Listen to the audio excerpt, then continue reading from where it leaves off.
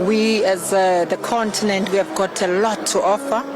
I always say that when people are saying we should move away from coal, we cannot develop in the dark. That's how we should view this as Africans.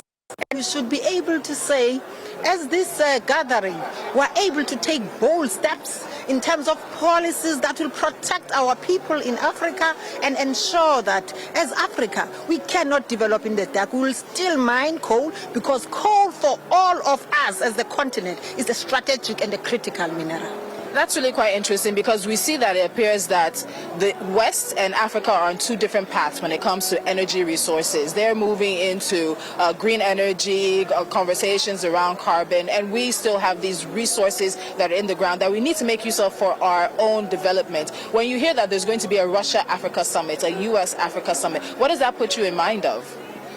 It reminds me of something. I mean, the president of the USA, drill, baby, drill. I always like to refer to that. I mean, countries should understand us as the continent that we have innovation in these days. We can have our coal and still be innovative and ensure that we are developing and extracting our resources in a very, very responsible manner. So there is no need for anyone to tell Africa that we should move away from coal and go green. We can go green and we can still mine our coal because we are a developing continent which need these resources so that we're able to take our continent forward. Before I let you go, you are a woman in the mining sector, and I'm very happy to say in the past few years that we as New Central have been part of AEW. There's been a deliberate and intentional shift to having women's participation in these energy sectors in focus.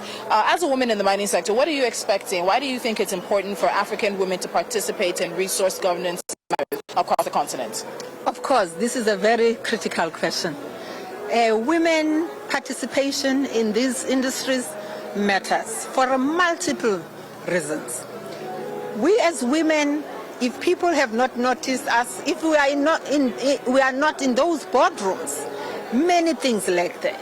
In terms of economic growth, social justice, and also the issues around community development.